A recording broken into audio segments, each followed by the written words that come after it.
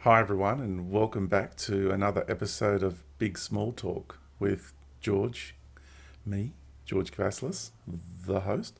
And with me today, I'm really excited because I have my dear friend Elise Stone from all the way over the big ditch, the big pond called the Pacific Ocean over there in the United States of America. Welcome, Elise. Hey, thanks, George. I've pulled up my big girl pants today and I'm greeting everyone from Tallahassee, Florida. 95 degrees here. Woo, but it's dry today, so wow, yay.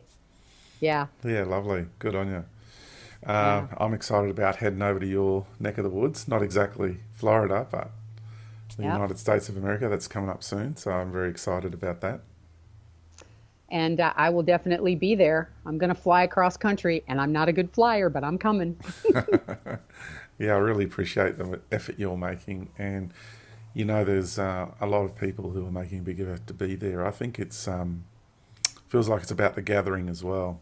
Um, Oh, it's going to be great to meet all the people from your group and just be able to hug everybody and mm, learn more stuff about our soul and just what a great time to have with our soul family. I'm so excited. Agreed. Um, I got my butt kicked by the eclipse. How about yourself? Yes, same here. Yeah, Yes, it it was was pretty full on. intense. Yeah, It yeah. was intense, and everybody's like, "Don't look at it. Put your glasses on." So I put my big old thick sunglasses on, and I glanced a couple times and say, "Hey, Papa, Son, nice. I'm going back inside now." It was hot. It was intense. Did you notice anything? Did you feel anything? I had, out of nowhere, a pinched nerve in the base of my spine, which I'm still suffering from. I tossed and Yeah. turned all night in agony. It was, energy was just electric. It was really quite wild because for us it was through the night Yeah. over here because we're on the southern hemisphere and on the other side of the planet. Mm-hmm. I know flat earthers don't like to hear that, but it's reality. Indeed. And Yeah. we are a lot of my friends, a lot of people that I know are really working it, really feeling deep into the juicy bits of all this self reflection and self reevaluation that's going on. That's why I've got eczema that's broken out, and I'm churning it, bringing it all to the surface, getting it all Yeah. out. It's awesome. Yeah. So yeah, work it, baby, work it. Yeah, I've been doing a lot of work too. I've been very blessed to work with my soul and just do some really interesting work with some elderly people, and it's really been incredible over the last year with having two clients and looking at their death process and Well, just watching my as we're going into that, I know you segued straight in. I did want to actually introduce Sure. our beautiful little dialogue we're going to have here today, Yeah, and sure. and we're calling it the birth and death process, and that is because you've had some incredible direct experience, not as in you direct, but direct hands-on experience in the fact that you've played a role in other people's lives in helping them in the transitioning process out of this reality. So I'm excited to talk to you about this. It's a very deep subject. It affects everyone, and yeah. Let's adventure deep into that because you touched on it in the brief chat that we had, and I just went, Mhm. "Wow, that is so incredibly deep and informative." And I'm really excited to hear what you have to say, more what you have to say about it. So let's go. Mhm. All right, I'll roll on in. Well, first, I just want to say that I'm really happy that, I've been doing my work, Mm. that I've been working through my fears and working through all the physical intensity of what's happening in the world right now, and just working hard. And developing my relationship with Mother Earth and Father Sun and all those great exercises that you teach, that has just been for me very much life saving as I'm in human. And, once you get to that place, there's just this peace, so that when stuff starts coming at you, you know how to deal with it. It's like the tools in the tool bag, So my first relationship was with a lady who had Lewy body dementia and Parkinson's, and she was in a lot of pain, with this. And so, what really freaked me out was why, from a co-creative process, why in the world would somebody create such a terribly painful illness? Want to take a stab at answering that? Um, I don't know the exact detail as to why that individual did that, but pain is, to me, is a messenger. Mm. And I've suffered with a lot of pain in my life, and right now with my back pain, it's happening. But it's Mm-hmm. it's really hard for the ego to justify why this needs to happen. For me, there was a realization I need to come to. It's each time I have pain in my life, because I had it for so long with the fibromyalgia. I wasn't getting a message, and then I started to get the message, and then the pain went away. It's Mm-hmm. I've noticed it's a recurring thing that every time you get the message, the pain goes away, Mm-hmm. or whatever it is happening that's causing the pain, that subsides. That it's no longer necessary to hold that state, that vibrational field of reality to have that experience. It's Right. because the charge of energy that's holding that in place has been achieved, and then it just dissipates. Mm-hmm. And so most of the time, someone will, because it took me years to come to that realization, and it's like the pain I've got in my back right now. I'm still working it. It's like, okay, what's my message in all of this? And part of it is because I got really excited and I started getting back into my physical exercises, and I just went too hard too early. And it's like, George, you just slow down, mate. Just not so fast, and not so, I suppose you could say, ambitious in that department. Um, I just need to be cruisier rather than, it's the Yeah. Leo thing. It's the, I'm usually an all in sort of guy. You know what I mean? Mm-hmm. Yeah. So it's really weird. It's Well, especially if you haven't exercised in a long time and then you go jumping back in there. I had some stuff with my yeah, knee and I went out and mowed the lawn the other day. I was like, oh, my whole body was just, whoa.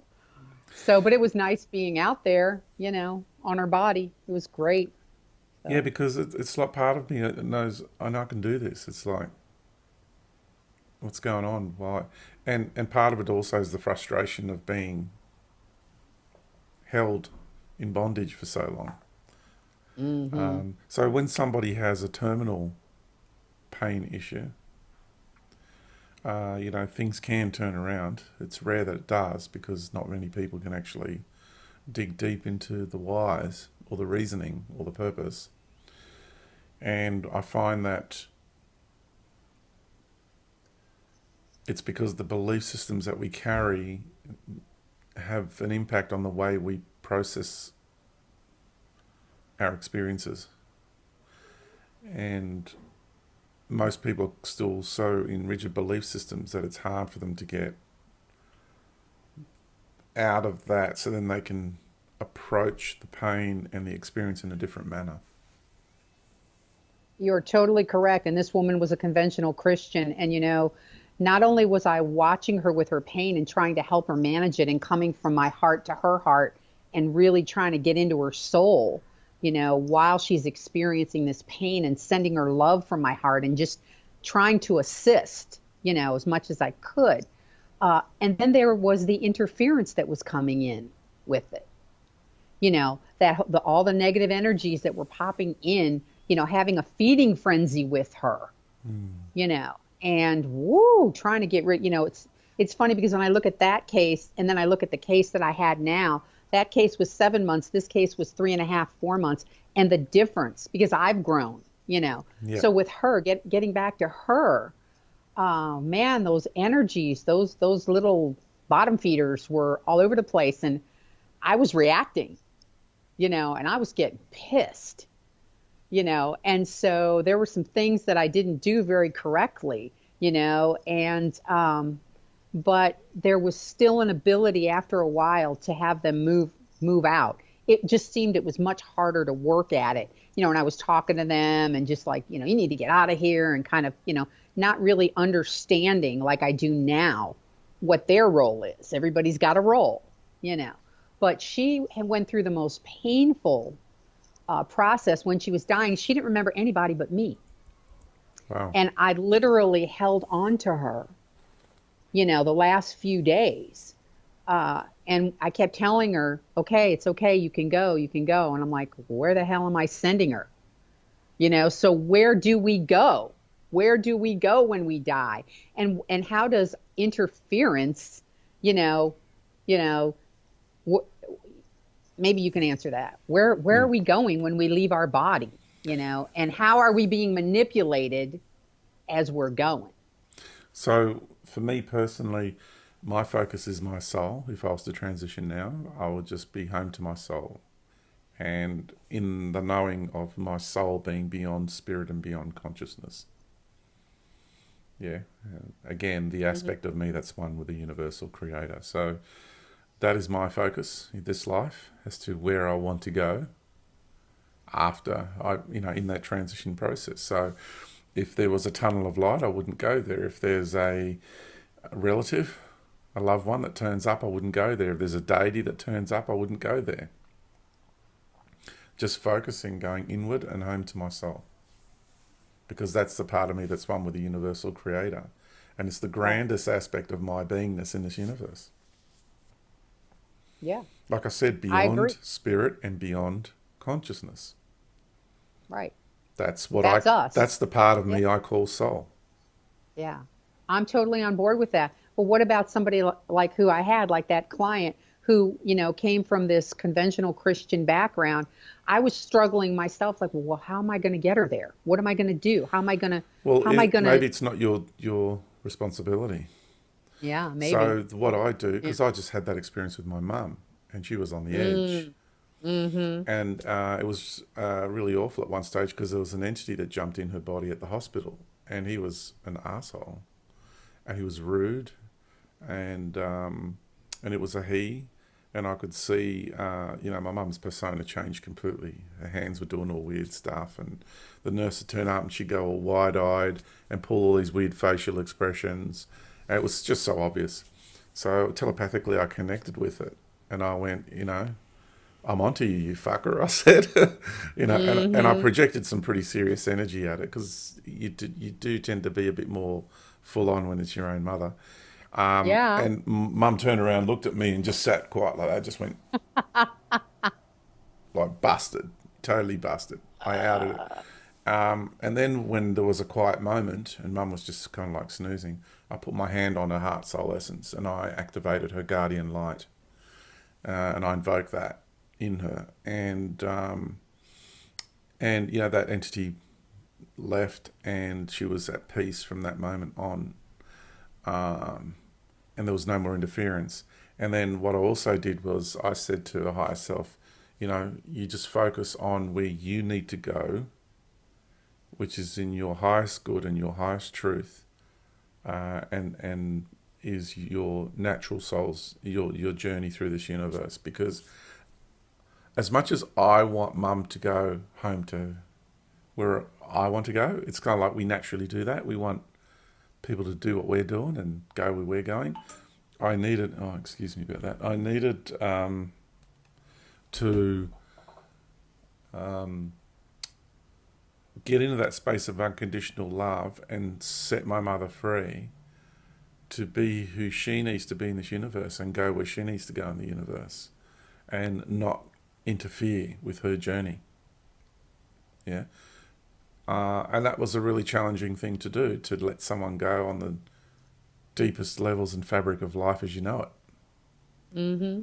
Not just from the Yep. ego space of George, but from my multidimensional beingness, letting go of her multidimensional beingness. Right. Yeah. Exactly. That's a Yeah. really incredible expanse and depth and vastness of love. Mm-hmm. It's much more than just George having the hots for someone in this world. Do you know what I mean? Mm. It's Yeah. it's Yeah. a different level of love. It's Yeah. huge. So you're dealing with a lot more energy and you're dealing with a lot more life force. And I think it's important that we do the best that we can to get into that space and honor someone's journey. And because it's like when I do my courses, I do things in the room to set the room up. Because when we're doing the workshop, for example, and let's say we're transcending the chakra system, you'd be surprised how many entities jump out of people. Right. Oh, yeah. And Absolutely. and I'm responsible for that, right? And so I need to set things up to make sure that those entities are going to go into the appropriate place Right. for their journey individually. So I don't do it from the ideology, oh, I'm going to send you there and blast you and melt you. And, it's just like, well, let's just get a machine gun out and shoot the fuckers, you know? So are you're working then on a multidimensional level while you're basically in the room trying to do your thing, Oh, right? totally. You're yeah. Yeah, Yeah. totally. Yeah. Yeah. I set the room Yeah. up beforehand. I set the room up each day.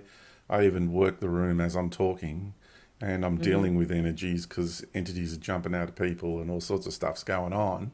So I need to make Right. sure that I'm monitoring because I'm the prime creator of that reality that we're all entering Right. into. So I'm responsible for everything that happens in that room. Right. Yeah. Right. It's about Yeah. being a responsible creator being. So whenever you're with somebody and they're in that process of transitioning, I feel it's really important to get into that space of being a multidimensional universal being, honoring the person's journey with unconditional love and communicating with their higher self. So their higher self and highest self in this universe, the soul, can come and Mm-hmm. in conjunction with the infinite self and the universal creator, and Right. Right. and Right. and Mother Earth and the Sun and the galactic being, because everyone's in Mm-hmm. unison with soul level agreements. So this is all about Mm-hmm. energies that are flowing in the moment, and I'm trying to verbalize them, but it's all this is going on all at the same time, and it's all happening Right. really fast. Right.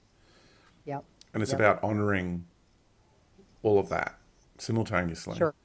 And then what happens is that if the person's going to transition, their light will be, the life force will be escorted or absorbed by their higher self and then taken or continue their journey in their where they're supposed to go. Yeah. Right. But if someone has a belief system who's a hard edged Christian or whatever, or a Islam person or whatever their religion Yep. is, then the chances are, more often than not, that they're actually going to go to the realms of their deities and Right. continue their journey, and then they're at the will of that entity, and that entity Mm-hmm. sends them through the massive power hierarchies wherever. And some people do, they usually do a life review in one form or another. There's different kinds of life reviews. So, and people going, oh, because I heard the interview and the guy said that, he'd met God and there was a life review and everything was beautiful. And sure, that's God's heavenly realms and that's the way that entity does it for that level of devotee. Now, you got to understand there's different levels of devotion. Yeah. Yep. And it's a credit system with God. That's why the more Hail Marys you say, then more chances you've got of getting through those pearly gates, so to speak. So Right. Right. it's so we're dealing with a vast multidimensional empire that has different management systems in place, and depending where you're at, what your status is within that empire, will depend where you go to and how you're treated. Right. I totally agree. And with this particular woman, I knew she had that Christian background. Some of her friends were, come over from the church and talk to her and everything. But the way I met her was one on one, heart to heart, soul to soul. That's where I connected.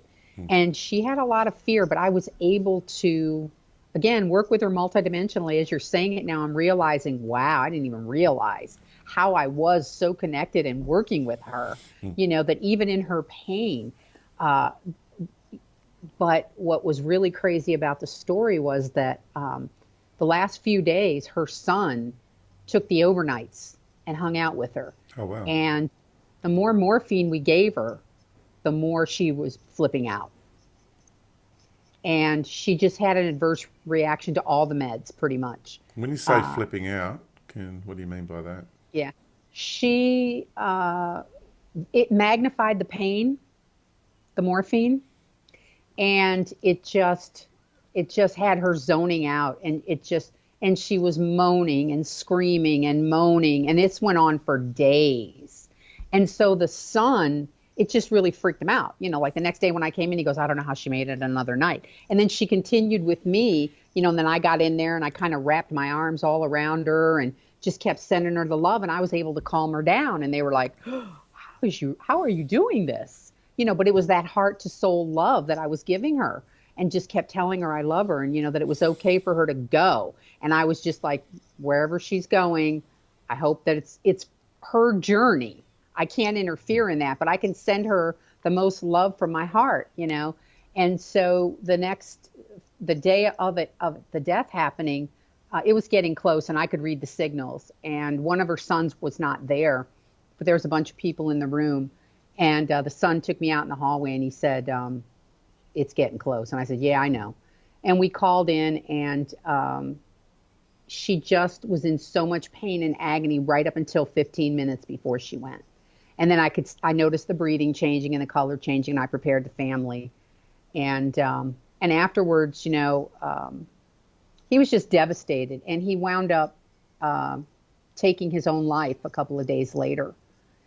And it was a crazy, Wow.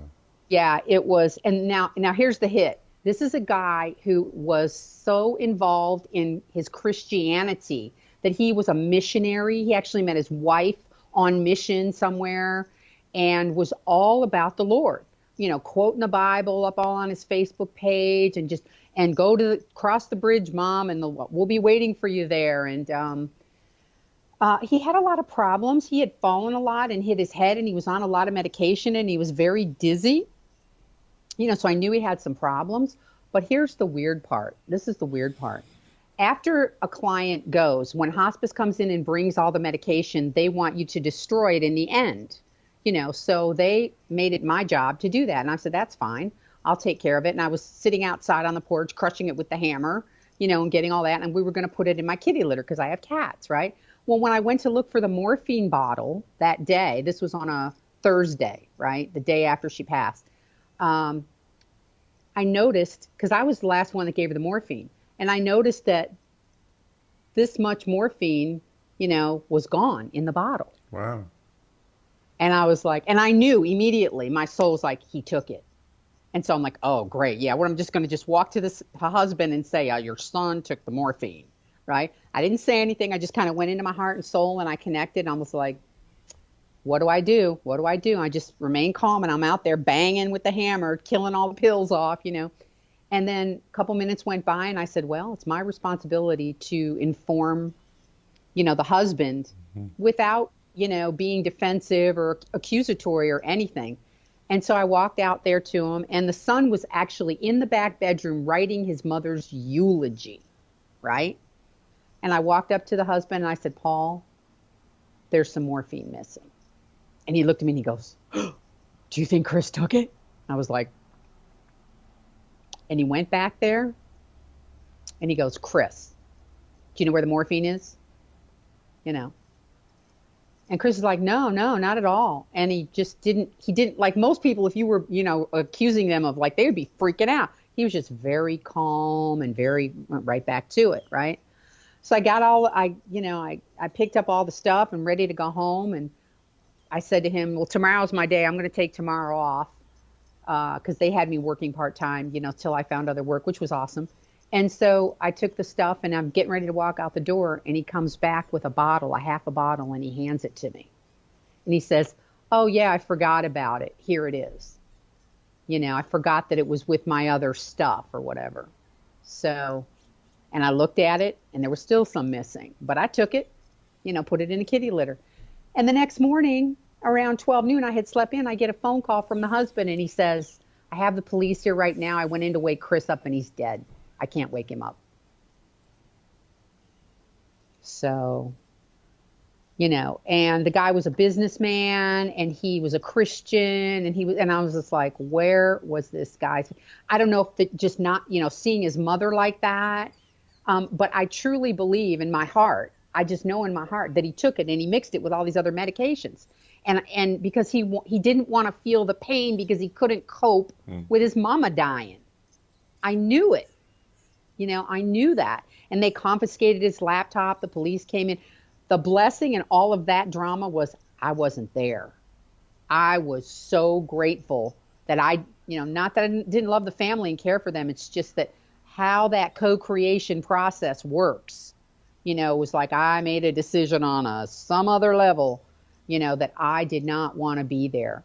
And unfortunately, it took a lot of weeks. They had to put him on ice and do all these tests and everything like that. And I don't really know the outcome, but I know the outcome, And so it's just the level of pain in human, would make somebody wonder, well, where is your trust and faith in this so-called God? It's just, it literally, it didn't surprise me because I understand the God program, you know? Yeah, so for people who end up seeing someone they love so dearly really suffer, they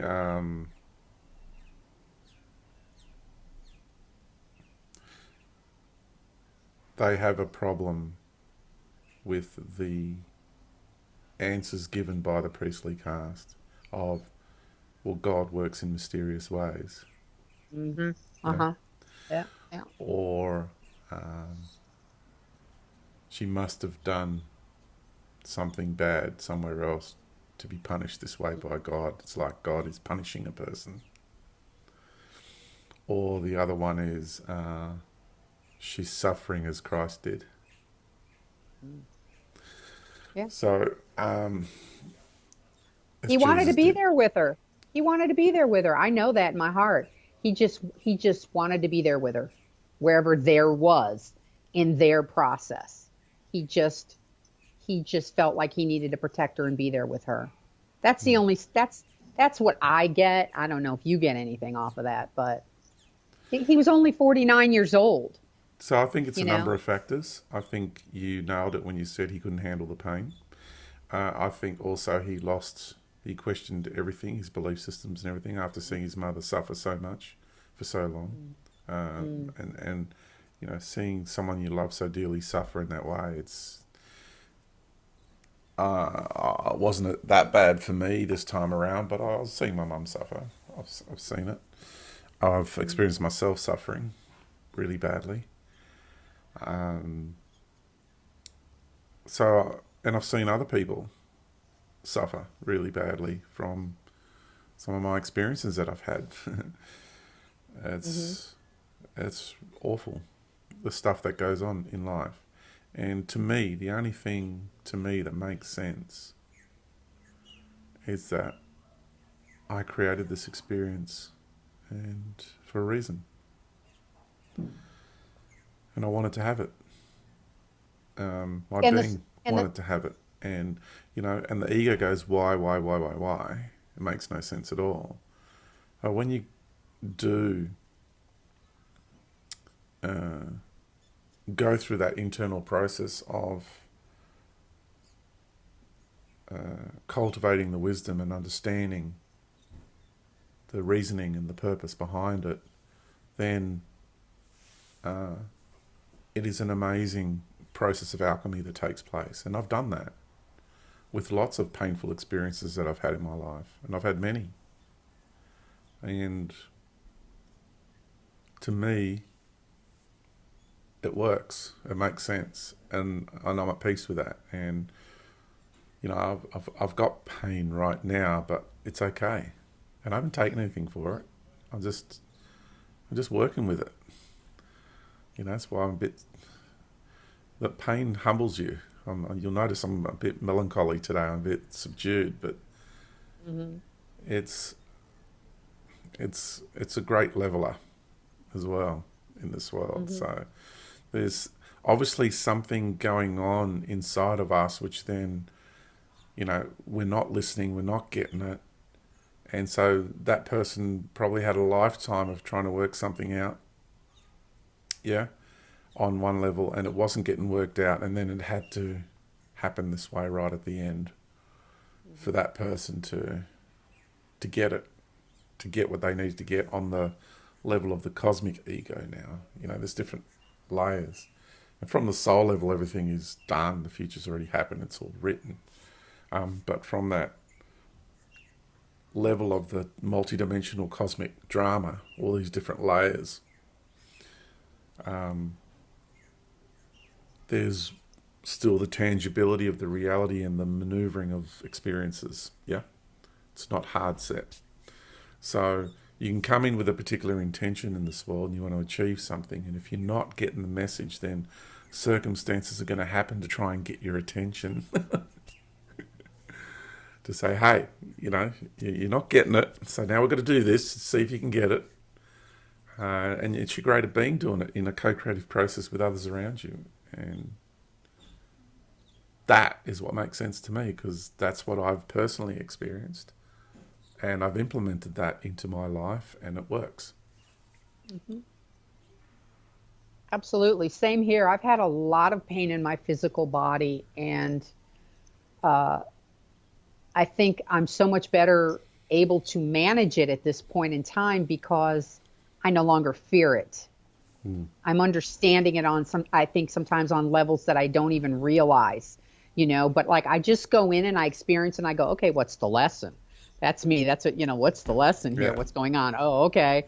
I haven't exercised in like 7 months or whatever. And, go outside and try to mow the lawn or not. I'm exaggerating, but, and I didn't stretch myself out. And, I'm Mm. lifting No this warm up. woman, right, who weighs 100 and some pounds and she's dead weight and my neck is being strained and my whole body is just like, whoa.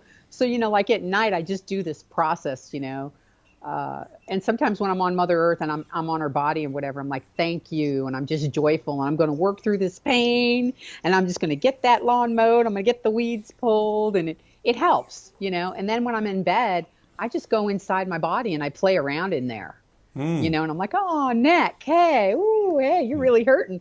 That heating pad, okay, I'm experiencing it. Okay, I'm gonna go and get a massage, and thank you for the pain. Now go away. I've had enough. Go away. And usually I wake up feeling better, So, but it's much more manageable. Don't you find you're able to manage it much better now than when we had it chronically in the past? I Oh, think we're able to totally. manage it. Totally different level of management now. And I'm doing my best to have a healthy relationship with my body consciousness.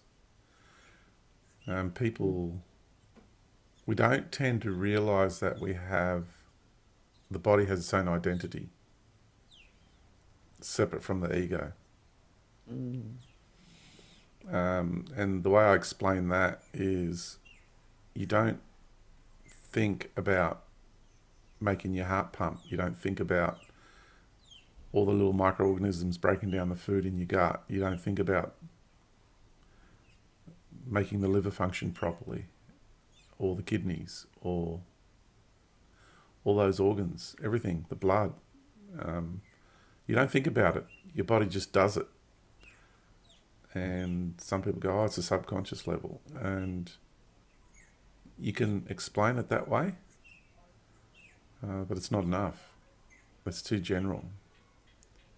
I've come to realize that my body has its own personality. It's its own, even though it's a part of me, and there's the oneness and the unity, there's also the separation.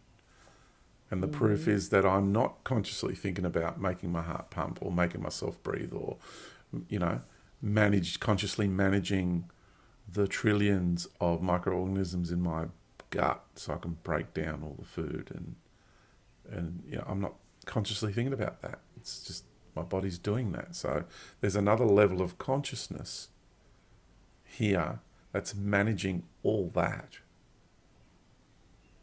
And that's a lot to Hmm. manage. And so Hmm. it's an incredible intelligence that we're dealing with. Hmm. So Absolutely. our bodies, it's like when I'm going to go for a workout, I kind of go, come on, body, let's go for a workout. You know, it's like when you're going to take your dog for a walk, you say to your dog, come on, let's go for a walk, you know. So if you treat your body as, yes, it's one with you, but it also has its own identity, and you acknowledge it, um, it's amazing. Hmm. Uh, Hmm. I in my courses, I've been running people through meditative processes about that, and people just bawling their eyes out because they've never actually acknowledged their body before, and their body just freaks out because finally it's being acknowledged for who it is. Yeah. Um, Absolutely. so a healthy relationship in that way is really important, and my body was trying to tell me that through this back injury. It happened at the eclipse too. It's like 12 hours before the eclipse is when it happened. Oh. So it's more than one thing going on at the same time. There's also I'm going through a restructuring as a result of that. So yeah, it's multifaceted why this is happening to me. So a conscious relationship, a healthy relationship, I think is very important with our bodies. Yeah, because we're talking about birth and we're talking about what we call death or just transitioning out of this reality and moving on. It's all about the relationship with our body, this whole subject matter. Very, very important. Hmm. Yeah. Hmm. Would you say that we choose our birth parents when we come into this world? I I remember that I did that. Did you? That's interesting that you should say that because I also remember choosing my birth parents. And I can remember, though, that my mom and I had this crazy, tumultuous relationship. And I wasn't there for her with her death, for her death, but we made peace right before she died. And but getting back to the birth process, I can remember being like 3 years old or so and having my mom say to me that I was not her child. She was like, I was weird, where did you come from? Mm. And back in the days growing up, we had this little milk chute in our backyard and it was just a little box, like a little ice box, and we had our milk truck deliver the milk and they'd put it in the milk chute. My mom would say, "You're not my child. They came in and brought the milkman came and brought you and put you in the milk chute." Wow.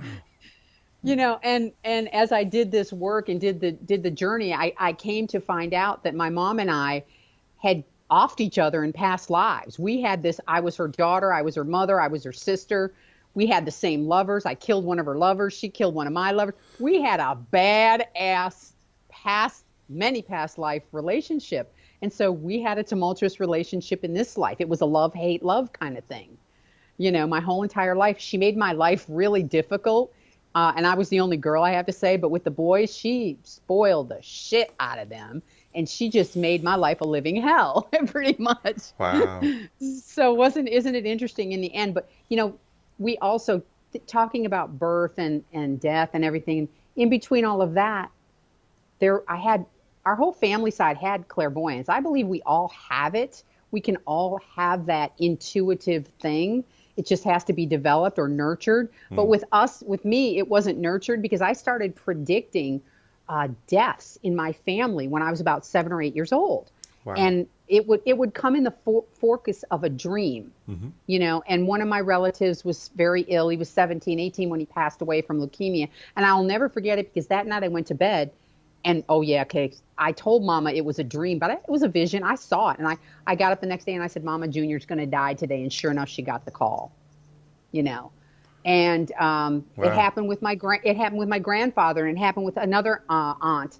And by the third one, my mom's like, "You better stop doing that." You know, what do you mean? You know, I was just being It's like it's me. all your fault. Yeah, Yeah, I was you're the just one being making me. it happen. She probably thought, yeah, it's Yeah.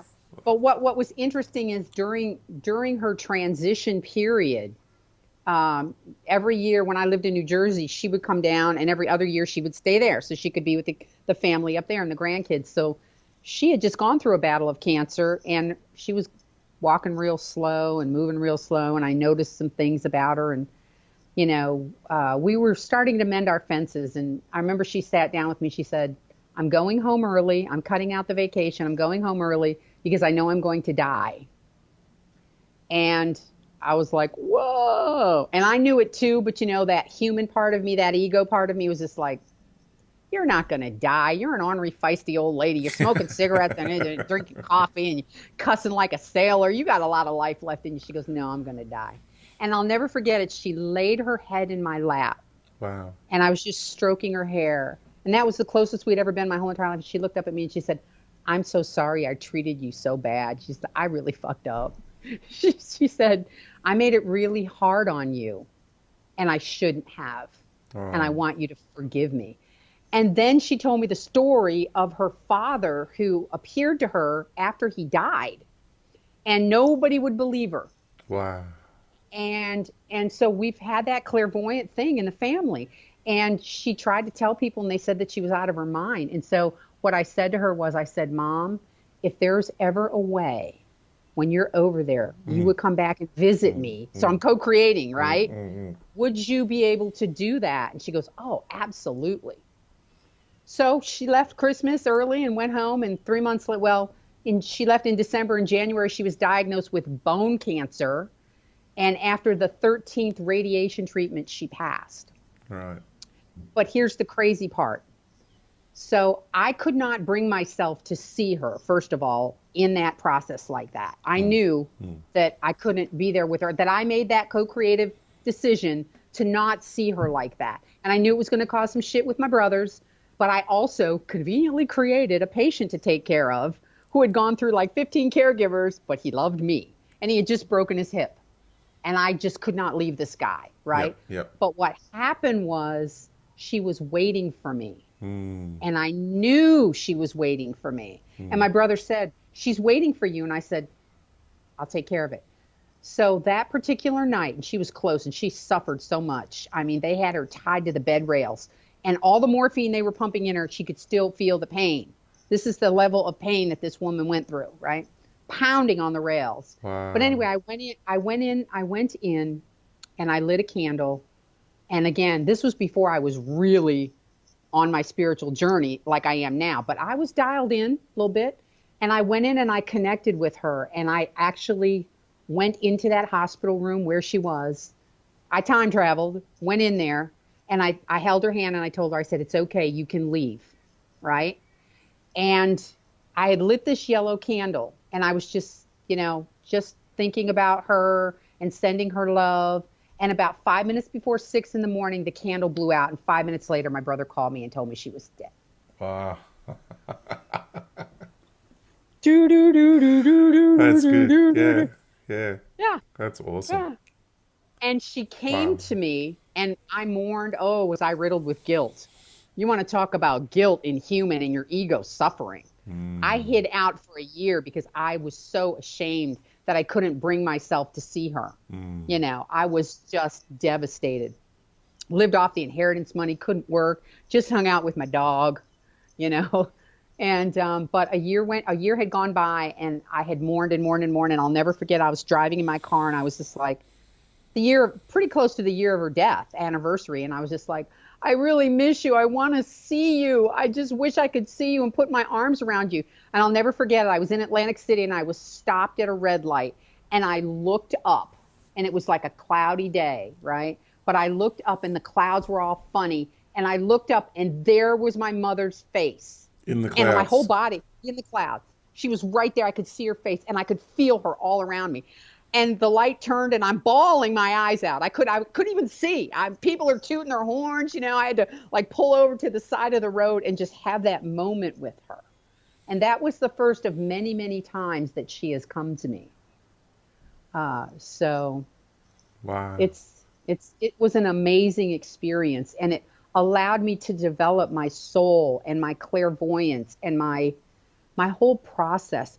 In fact, with my next client, this client, now that was a crazy co-creative process. After the last one ended, it was pretty crazy, and I was just like, okay, I'm going to co-create. I remember I had a private session with you, and I said, all right, you said set the intention of exactly what you want. You can co-create it, and it can happen, right?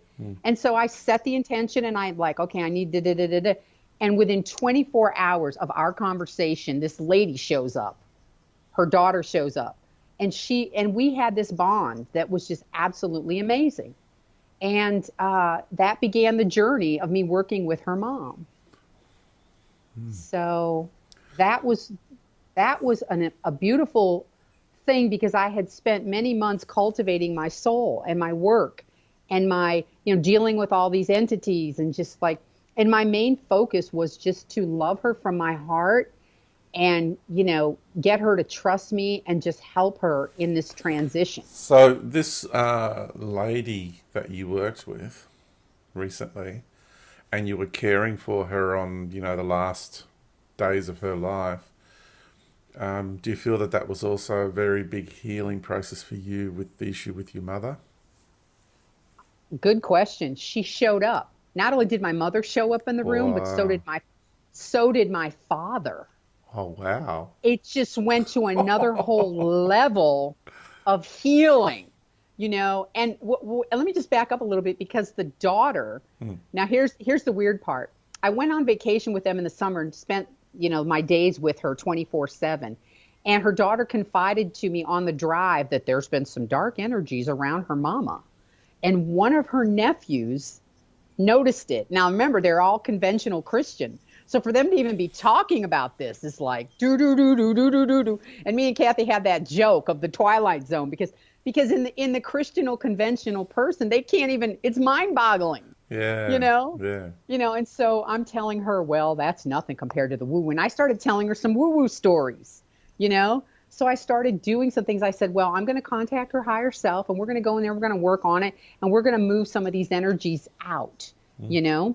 And then I didn't say anything more, and a few days had gone by, and sure enough, things started getting better. And so here's what happened. I went on Mama Earth one day, and I was just like, okay, Mother, I don't know my ass from a hole in the ground. I don't know what the hell I'm doing. I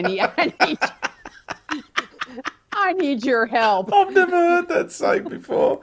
I don't know my asshole from a hole in the ground. Is that a good one? I'm channeling my mother now, because my mom just popped in.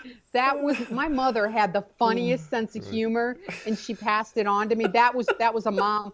That was a Rose joke. She would say shit like that. But that's what I did. I went out on her body, and I sat out there with my lawn chair, and I was talking to Papa's son, and I was like, I need some help. Can you give me some help? Yeah. And sure enough, she told me, she said, put her in the womb, put her in the protection. And any of those energies that are coming in, just send them off. And I've just sent them off into the galaxy.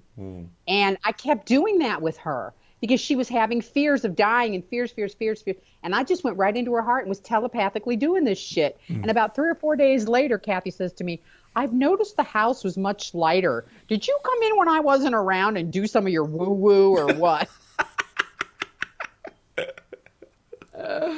Yeah. So it was really cool, and I was able to manage her fears, because I was doing this multidimensional soul work with her.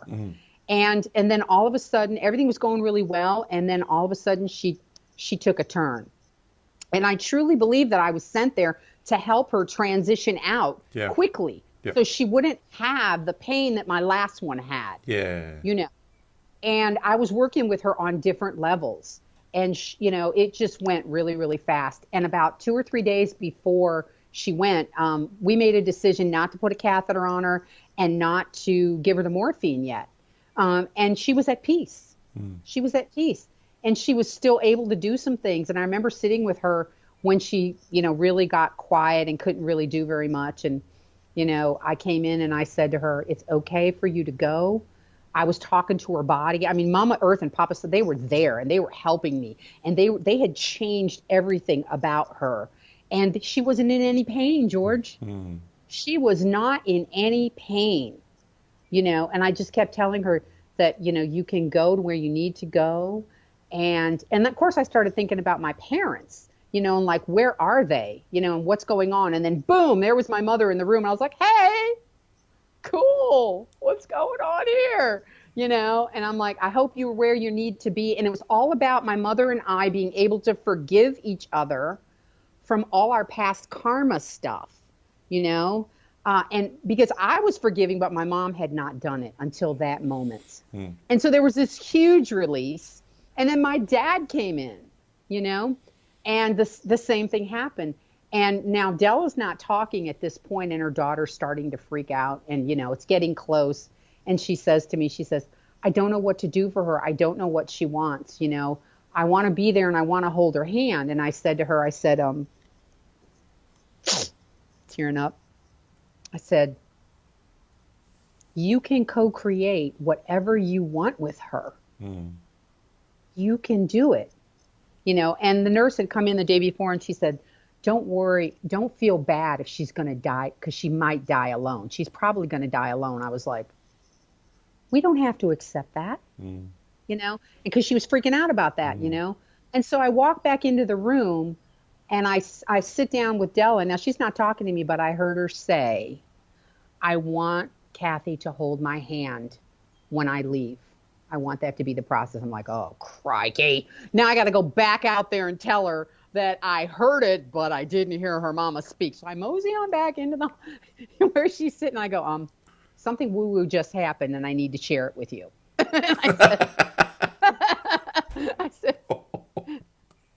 I said, your mom said,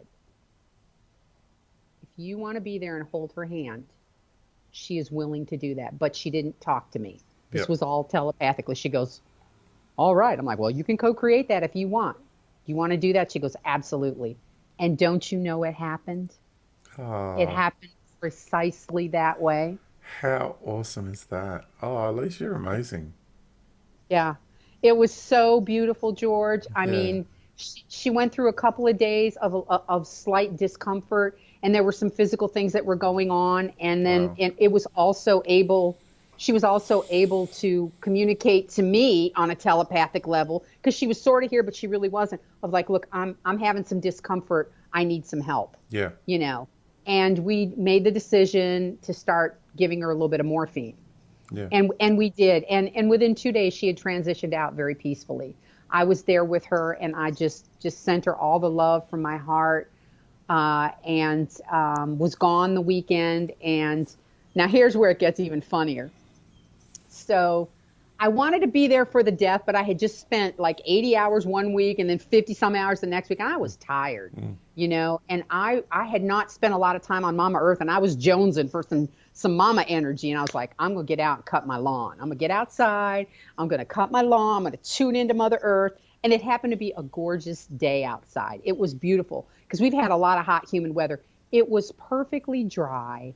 The sun was not too high in the skies, about a little after 10 in the morning. I had just come back from getting my oil changed, and I'd been thinking about Della and just wishing her, quickness, go where you need to go.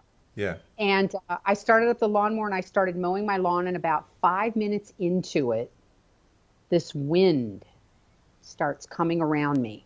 Oh. Just whipping around me. And I felt Della's spirit. And it was Mother Earth like helping me see what was happening, right? And the next thing I know, I'm crying. I'm pushing the lawnmower and I'm crying, and I'm going, go Della, fly, Della, fly. And I'm laughing because I knew she had crossed over there.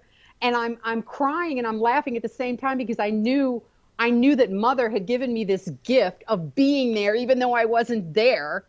And boom, there she went, right? Okay, so I finished mowing the lawn. I don't think anything of it. I'm thinking I must be losing my mind, not it's just, and next thing I know, I look on my messages on my text and her daughter sends me a text. She said, "Mom passed at 10:42 a.m. Oh, very." wow. Wow. And I don't know exactly the time, but I'm pretty sure it was It was that very time. close. Yeah. It was very close to Yep. that time. Yep. And so, of course, then I've gone, well, can I share some more woo woo? And I said to her, I told her the story, and then, she was like, oh, I got chills, and later on after that, now here's the real cosmic thing. After that, I got in my bed, and I was just laying there and I was just communicating with Mother Earth and Father Son. I was like, thank you so much for this gift. And all of a sudden, this purple light just came around me. It was her. And she was just like hugging me, hugging me, hugging me. And then all of a sudden I saw the galaxy. I saw this vastness. I was out there and there was one little star or planet or something. And bam, Della went to it. Wow. Wow. Holy guacamole. Wow. That's fantastic. So I knew she got there. Yeah. I knew she got where she needed to go. Yeah. So she was able to pass all the Christian bullshit Yep. and I played a part in it. And it was like, huh, it's just so Because the love. that's the other thing that happens is when I said that most people, more often than not, they'll end up going to the realms of the deity, but some people will actually go through the experience of the realization that what they had believed in their entire life was not what they thought it was, and that is actually what that life was about.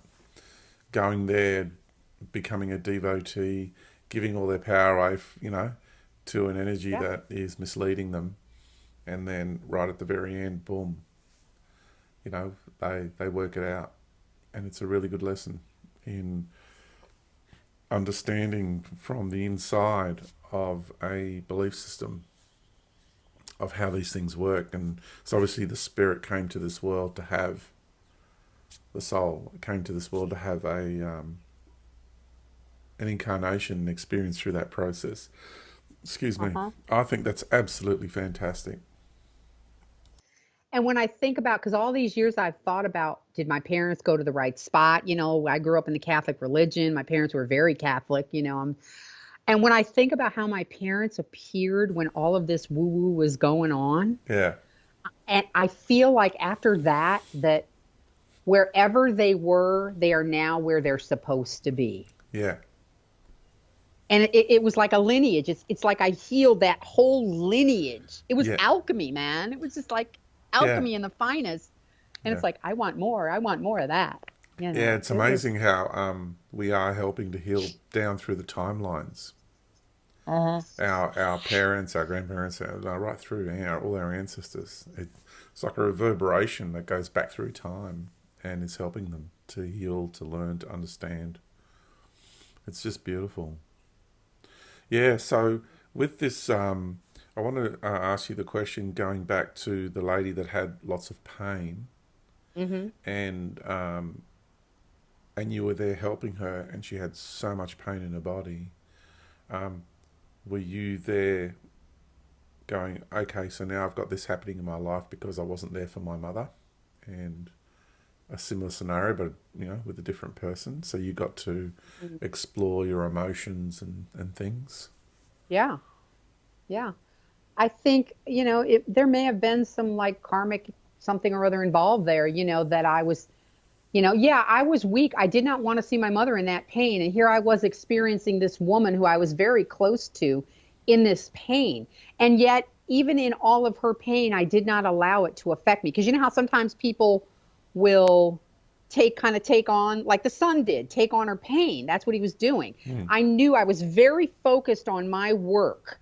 And my work was that I was just going to keep loving her from my heart. I'm having a hot flash. Hmm. Whoo! That I'm going to keep just doing what I need to do for her and not feel sad that she's in this pain because she had co-created this. Mm. She created this for a reason, Mm. you know? And I did ask a couple of people in Rise Multiversity of what they thought. I'm not going to mention any names, Mm. but I'm going to say this. I asked somebody what was their take on why did this woman suffer so much?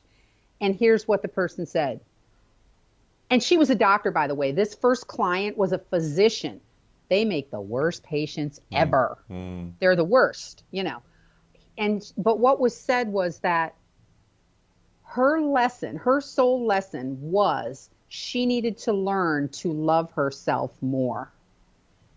And when I heard that, it Mm. really pissed me off. And of course, I had to go back in and look at that, right? Because if I react as the observer, right, the soul, if it inhuman, if my ego's reacting to that, then I needed to check it out, right? So I went in to myself and again, hanging out with Mama Earth and was like, why did that upset me so much, Mm. right? Why in the world would that upset me so much?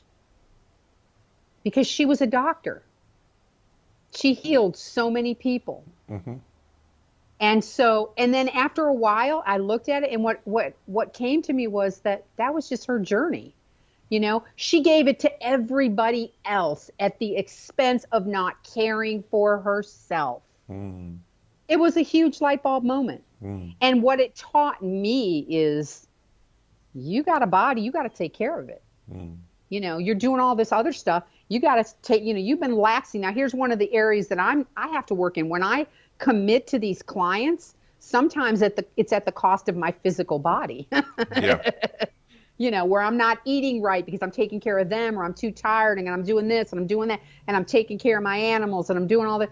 You know, so that was a huge, both of those relationships were huge lessons in looking at myself and knowing that the next time I create something, I'm going to make sure I take care of myself Mm. first.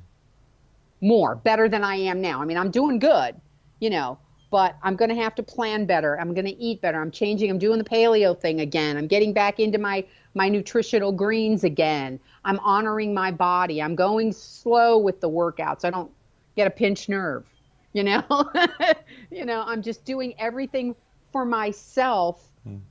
I'm the most important person. I can't be anything for anybody else if I don't focus on myself.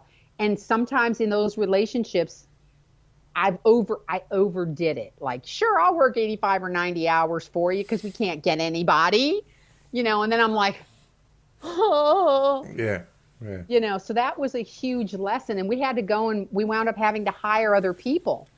And it was hard because some of these workers, it was like what you were talking about your mom and some of the nurses in there, they were really good. Well, we had some experiences where some of them weren't good, where they didn't show up to work and they didn't, and I'm like, okay, I'm there. I'll jump in. I'll help out, at the cost of like I'm walking around like a crazy person, having worked 91 hours. I don't Wow. know my ass from a hole in the ground because I'm like, I'm so tired. Yeah, that's incredible. That you really is know. an incredible level of commitment, Elise. Yeah. But when I look at from that job to this job, how much I have grown, Mm. how much I have grown, Mm. that it was worth it. Mm. It really was worth it. Yeah. It's just it's mind blowing, and because you're allowing people to be who and what they are, and I have been so much better at putting my big girl pants on and being able to be myself no matter what. Yeah. Even if people think what I'm saying sounds crazy, I'm being my authentic self. How good is that? Yeah. And in fact, the daughter had said to me, because she's going through a lot of personal problems in her life and she's at this crossroads now and she stepped out of her conventional Christian box and she's watched some really incredible things happen with me and her mom and her. And she's like, wow, And the one thing that she said to me was one of the things I love about you, Elise, is you tell it like it is. You are just so much into being yourself. Yeah. It's so great. I'm like, Yeah. you're right. Yeah. And it used to be I was afraid. Yeah. When I look how I started working with you 7 years ago, Yeah. And how timid I was, and now all of a sudden all these great things are happening and I'm getting closer to where I'm supposed to be geographically. Creative work is coming to me. I'm writing a commercial for the Fat Cat Cafe, which is an adoption agency. All these amazing so that when I leave and go be on the ocean somewhere, wherever that is, I'll have my cats adopted out. And then one girl already told me she'd take one of my cats. I'm like, this is like, this Don't is you love all that happening. flow when it all just starts to happen Yeah, like that? I really love it when those creative juices are flowing, not only in us, yeah, but all around us. It's a really good synergy.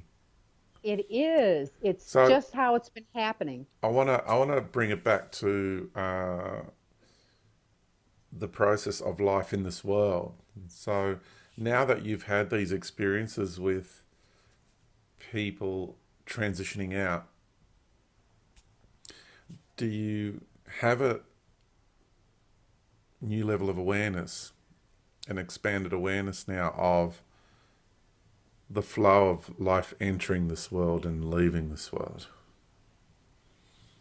Because Absolutely. because we're kind of locked in with our perception, and we see the child come out of the birth canal, and then we see the person die, and that's it. And it's kind of like this closed, rigid sort of perception of what life is for a lot of people. But when you do have that experience of, experiencing life coming into this world and leaving this world, you can feel it flowing like a river. It's like the water comes from somewhere. You're watching the flow. It's like when you stand next to a riverbank, right? You can only see so much of the river, but the water's coming from somewhere, and you're watching it flow past you, and then you watch it flow off into the distance, and you don't know Hmm. exactly, you might not know where it's going, but you know the water's going somewhere. Yep. You know what I mean? And you're Sure. experiencing the flow, the momentum. Hmm. Hmm. Yeah. So, does it make it easier now for you to understand life and your place in this world as a result? It really does, and it excites me because I know I'm getting there even more so.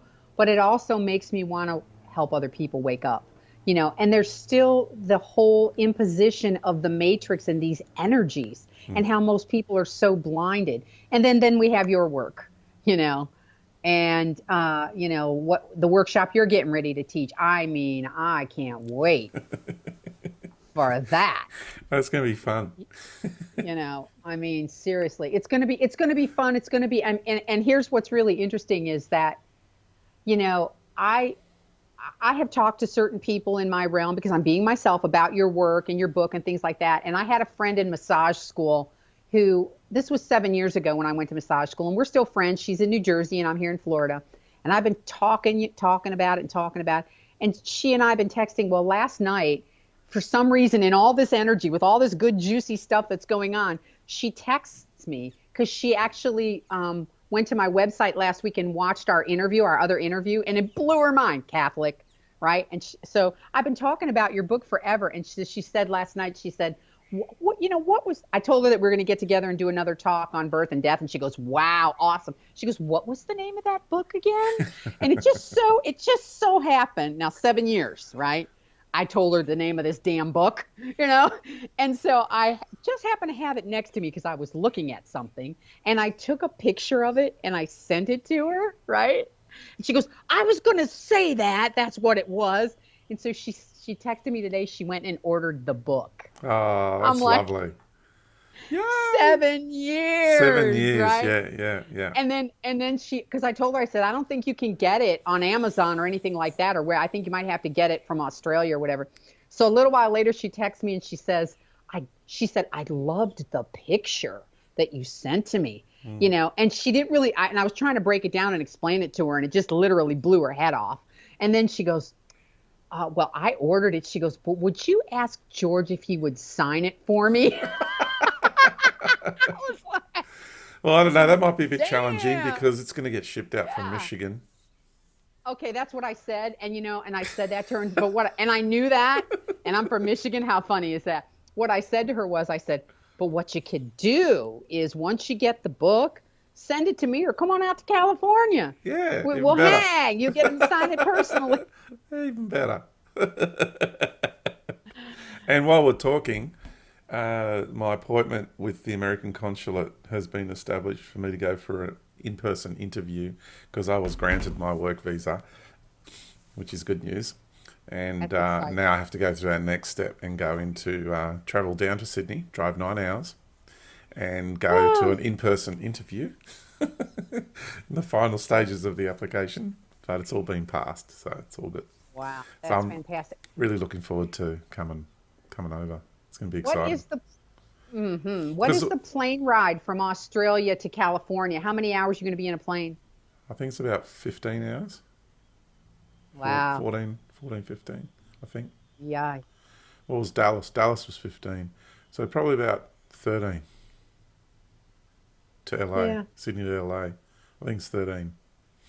Mm. Yeah, it's not too bad. Some of the long haulers are around 18 hours. They're pretty heavy to deal with. But yeah, and then I'll swap a plane there and go to San Jose after that. Yeah. Well, my flight goes right into Monterey, so just anybody you can get a flight Ooh. from the States that can go right into Monterey. Yep. It's literally 2 miles away from the hotel. That is So, fantastic. yeah, because I saw the San Jose thing and it's 71 miles. Oh, the Uh, reason I'm going to San Jose is because that's where my friends live and they're going to pick me up. oh, that's cool. Yeah. Oh, So great. I'll be hanging That's out with them fantastic. for a couple of days, and I need to go through the acclimatization from going from not just one side of the planet from the other, but also from the south magnetic to the north magnetic. That's Yes. the one that really gets you. It's the difference in the magnetic poles that really Mm. has quite a heavy effect on you. So if you stay like in the northern hemisphere and you go from New York to London sort of thing, excuse me, and you just have that time delay of sunrise and sunset, that's nowhere near as heavy on you as if you actually change magnetic north to south. That really gets you. So I just thought I'd Mm. share that with you from all my travel experiences. Very cool. Very Yeah. cool. Um, well, Wow. so the question is, can you just explain to people in an outline the description of your work? Like, what are you called in our society? The type of work that you do, you know? That's a good question. Um, I consider myself a creative artist, who is maybe on a soul journey to help people wake up to their own soul, whatever that means. And it can mean many things. And I mean, I've watched myself through my life. I mean, I've been 40 years working, with the whole God entity thing and how that never made any sense to me. The Mm. whole Christian dogma thing. Mm. So But what I just about want. you? You've got a background in journalism as well. Hmm. Hmm. Yeah, I have a strong journalism, radio broadcasting degree, journalism background, theater arts. I love the theater, music background. So I have a lot of creative background, writing commercials, writing.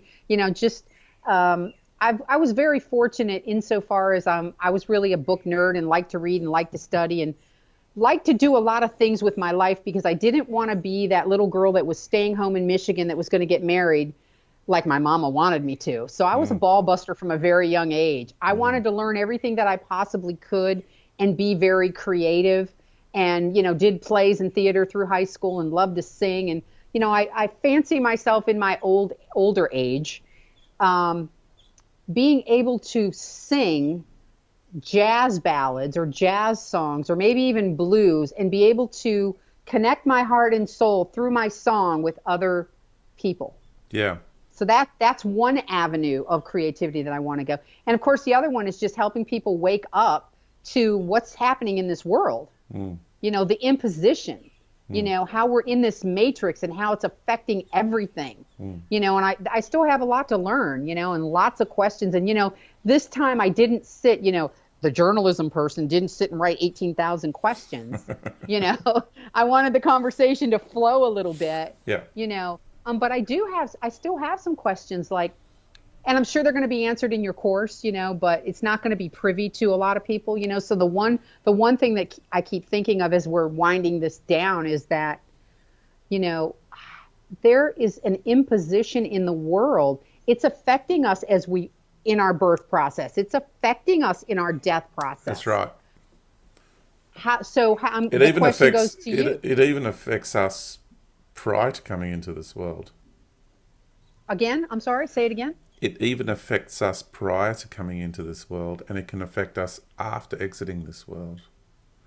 Right. Yeah. So why don't you talk a little bit about that, and what we can do as beings that are becoming awakened to stop it because it's happening to us unconsciously. We're not aware, and then there are those of us that understand, it's unconscious, but then we become conscious. We wake up.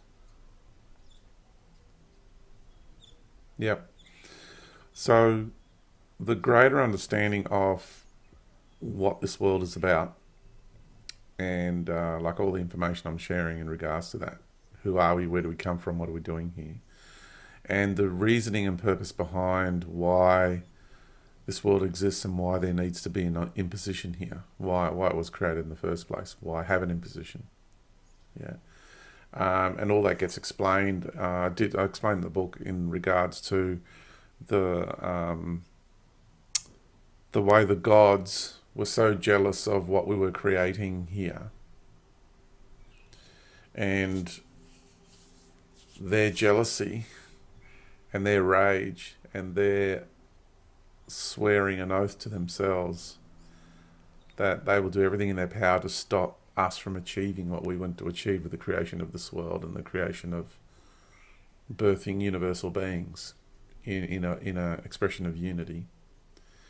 Um, that in itself created the forces of limitation, created the challenge. So Right.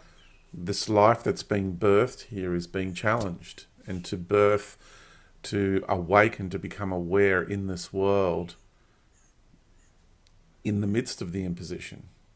It's kind of like a such a strong alchemical process. Do you know what I mean? Um, it's like, imagine an academy gets created in our world, in our society. Someone creates an academy for any particular reason. Let's say there's one that's being created just 100 yards from my place, and it's going to be HPS. It's Hurley Pro Surfing, and they're now rebuilding it because in the Japan Olympics, um, there's going to be surfing as a sport, and because Australia's big on surfing, right here next to my place is going to be the headquarters of the Australian surfing team, and they're building a complex where inside the complex they've got all these equipment and stuff where they can practice tumbles and turns, and it's really quite sophisticated what they're going to create. It's going to be the world's most advanced surfing academy. So they're creating something which has its challenges, its difficulties, but what they want to produce, what they want to output from that is something amazing. So I'm using that as an analogy. So Earth has been set up to be a place where you get to be challenged to the nth degree about all of your distortions, all of your internal divisions, all of your fragmented aspects that have been torn apart. You get the opportunity to integrate them into a unity. And not only that, it's done in a very challenging environment. And it's not a single lifetime. A lot of us have been here over and over again doing it. We're really working it. Once was not enough. Mm-hmm. And as we've gone along, the challenges have gotten greater and greater and greater and greater. Yeah. Because we've become more unified and we've become more powerful and we've become more awake and aware each time. Yeah. And so the greater you are as a being and the challenges, the greater the challenges are going to be, the more awake and aware you are, the more sophisticated and genius they're going to be. Exactly. And let me ask a question real quick. Do these beings, these God entities, do they have souls? Yeah, They do. yeah. They're just role playing. I mean, we've all had. Think of it as the grand cosmic arena is a giant stage, universal on scale, multidimensional. And that's, below the great void in what I talk about. So the great void is kind of like the protective membrane. So beyond the great void, everything's in unity. And we look into the grand cosmic arena, into the stage, and we go, oh, so you're going to play this role for me in that reality, and I'm going to do that in that reality, in that dimension. And, you know, on the soul level and higher self level, we're working it all out, you know. And then we dive in, and then the journey begins, and we start role playing for each other, and the spirit travels, formlessly through all these dimensions and projects and incarnates into all these different realities. And we're having all these adventures in all these different realities, playing all these different roles. And we all have a go at being gods, and we all have a go at being the god of gods. Because it's a stage. I call it an office of position, and we all have a go at it because we need to know what it's like to walk that path, to be in those shoes, and so then we really, really know. And then when we do hold that office of position, we also give it that flavour. Because Hmm. each flavour has its own set of circumstances, its own challenges. So, when you played that role and you were Queen Bee and King Arsehole, then you did a really good job of it because you did it in a way that was different to the way I've played that role. Hmm. That's why I don't hate God. Hmm. I have no hatred for that being. I don't like what it's doing, and I'm disgusted in its behaviour, but I don't hate it. I'm in Hmm. a space of unconditional love with that being, because we've all had a go. I've played that role in the past, and everybody who's in the process of achieving completion and closure, we've all had a go at it. And to pull a quote from the Bible, he or she who has not sinned cast the first stone. That's true. Very true. Well, I've certainly noticed a ramping up of and the intricate ways that I'm being come that they're coming at me now. Because I mean I've worked through one area, I worked through another area or whatever. I'm being monitored a lot more now. Um, they're doing things to throw me off kilter, but I'm very much aware of it. My Achilles heel is my computer. Mm. But I spent a year doing my website myself, and I've, added on. I'm doing things, and the other night I was in the computer and I was down the rabbit hole pretty deep, and I'm looking at exposing the Vatican and doing. I'm really I've woo some of the things that I've seen. Checking out the Vatican and what's going on and the pedophilia and everything. And anyway, all of a sudden my computer went dead, right? And I've got my phone, my hotspot hooked up, and I'm like, what is going on? It's telling me I've got a signal, but it's saying on my computer that there's no signal. And I went, oh, clever. And they wanted me to get upset, and I was like, okay, wait a minute now. I know what's going on here. I am not going to have you feed off my getting upsetness. I am going to figure this out. It might take me a while, but you think you can stop me? You can maybe stop me for a little while, but I promise you that I am not going to be stopped. And so I just changed the energy and I got up and I went and got myself a drink and came back in the bedroom and looked around. And the next thing I look at, I'm looking on my computer and they had set my computer in airplane mode. Yeah. They changed it to airplane mode. And I Wow. was like, ah, I was so It happy was that so I simple. discovered it. Yeah, it didn't take me, but it was because I didn't feed Mm, them. I didn't feed them energetically with mm, freaking out, mm, and I challenged them and I let them know that no matter what you come at me with, mm. I'm going to get through it. And boom, I fixed it in 5 minutes. It was great.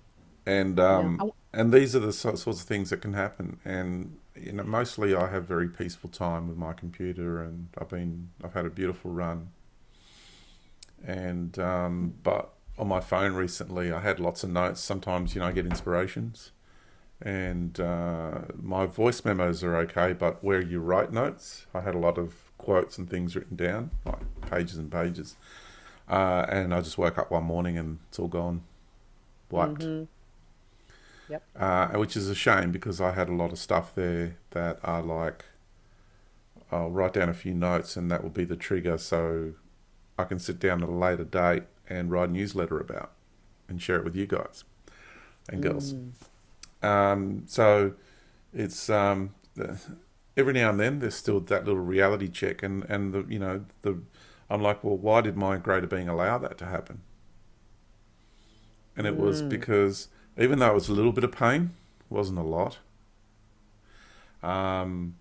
But it was also a reminder, hey, you might want to rethink how much you're investing into AI and the system and relying on that. Don't give too much of your power away to it.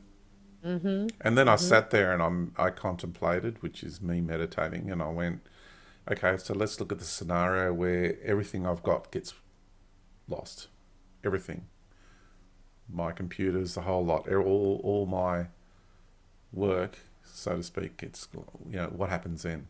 So I went through the emotion of it as though it happened, and what would I do, and how would I, go about doing my work. And then I went through, let's say there's no internet anymore, because we rely on the internet for everything now, right? Yeah. And I went, what would I do? And then I went into that space of, oh, okay, then I would really expand as become a really empowered being, and I'll be able to communicate with lots of people worldwide through consciousness, through energy, through heart soul lessons to heart soul lessons. It would be a different form of communication. Do you get what I'm saying? Mm-hmm. So I, Yeah. it's really interesting the moment something does happen that you take a step back from the drama like you did. You went, no, I'm not buying into this. What's the message in it? And again, it's, why did I choose to create this? What have I got to learn from it? And those are the two basic questions. That's it. And that is what I apply to when you're saying, why did that woman choose to have such a painful ending? Well, she needs to ask herself, why did she choose to create it? And what has she got to learn from it? Excuse me. And I find that those are the two basic questions for every challenge that Mm-hmm. comes our way. Excuse me. Just going to have a drink of water. Sure. I've been taken to writing, handwriting things lately. Because yeah, I've been thinking, yeah, some things are getting wiped out here, and what if this happens, and whatever. So I've been manually writing, which when we think about that, how advanced we are right now, it's just like, well, if they really want to, they could take the paper too. But it was really nice the way you walked us through all those emotions of what if this happens. Mm. And what I got after that was, well, then our soul will grow because we're divine beings, Mm. and we will be able to time travel. We will be able to connect with people. We'll be able to, like, I'm already connecting to Monterey, California, because Yeah. 30 years ago, Yeah. when I was there, I had this experience, and it was a very bad time in my life.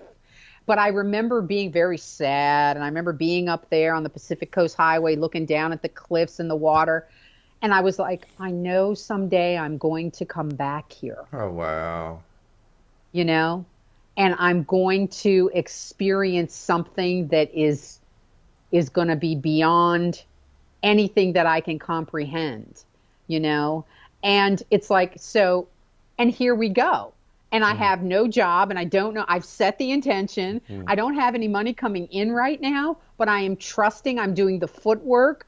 I'm doing all these things, and I'm working with the alchemy, and I know that there's miracles, and I know that nothing is going to stop my soul from Mm. getting there. Mm. You Mm. know, it's just not going to stop.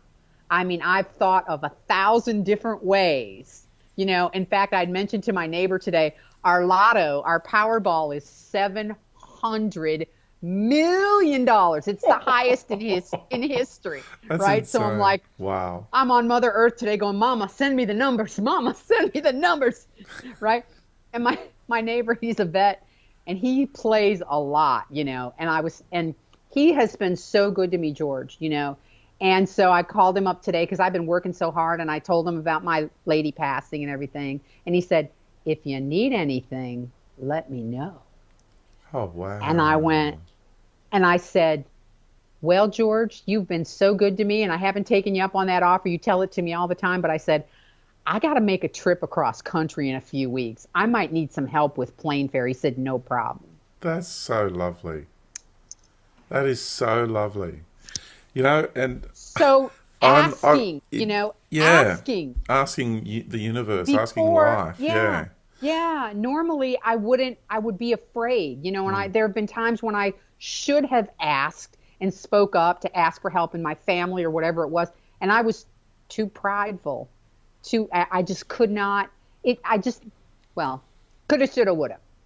Who I am now is like, I'm going to find a way, and there is a way, and it's okay to ask for help. And there are people out there that love you, that you like. I know that man cares for me in a way that just is amazing. yeah. He has done so much for me. Mm, And I mean, I just pay him a little attention and he'll do anything for me, mm, and because he feels my heart and my soul light, he yeah, feels it, yeah. And we even though have, he's a Christian. yeah, but we have these people. Well, most Christians are good people. You know what I mean? Yeah. They just Yeah. they're expressing their goodness through that ideology. Unfortunately, it's that ideology. But the Hmm. basic premise of the heart of the Christos is that on one level it's quite altruistic, and it is about loving the people you have in your life and your community and supporting people. And what I wanted to say was, we have people in our lives that are really supporting us, and they feel a love for us. They don't know why, but they just do, whereas other people don't. And I found out that it's sometimes we have a family or friend from another star system, from another dimension, who is incarnated into that life to be near us, to love and support us. Yeah. Yeah. And even though they have Yeah. their own path going on, they're still finding a way to love and support us. And I've got a friend Right. who, sorry about the glare. I've got a friend who, yeah, a bit polishing on the top there, um, who just is just an awesome friend, and he feels so like wanting to help me all the time, and it's amazing. And he's such a good friend. I just so grateful for the little things that he's Yeah. done, because he loves my work, and he knows I'm here to help a lot of people, and he knows in helping me, he's helping all of you. You Hmm. know, so that, Yeah. do Yeah. you know what I mean? Yeah. Uh, Oh, absolutely. And it reminds me of this woman whose mom I took care of, Kathy. Now, here's somebody who's a conventional Christian who had a need to have somebody very special to take care of her mother, mm, right?